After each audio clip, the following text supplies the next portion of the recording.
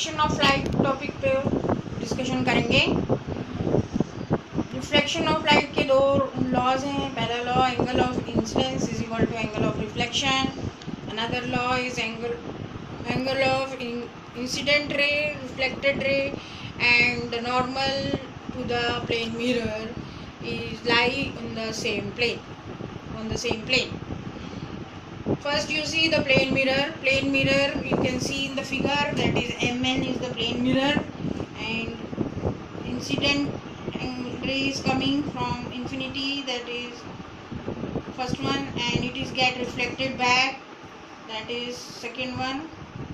You can see in the figure angle of incidence equal to angle of reflection, and this is the normal perpendicular to the mirror. Second mirror is spherical mirror. Spherical mirror means two types of mirrors we are using, that is concave mirror and convex mirror. Spherical mirror we are saying because that concave mirror and convex mirror is coming from the spherical part of the mirror. Concave mirror is the mirror which is curved inwards. Convex mirror is the mirror which is curved outwards. That you will see in the notes. Okay, you can go through the notes also, then you get the clear picture of the mirror. And you should not be, आपको concave mirror और convex mirror में confuse नहीं होना है, क्योंकि इसके image formation हम next class में पढ़ेंगे अलग अलग। तो कनकेव का कन्वेक्स में और कन्वेक्स का कनकेव में नहीं होना चाहिए। अभी इसको स्पेरिकल मिरर क्यों बोलते हैं? स्पेरिकल मिरर इसलिए क्योंकि ये एक स्फीयर का पार्ट होता है जिसको हम कट करके मिरर बनाते हैं।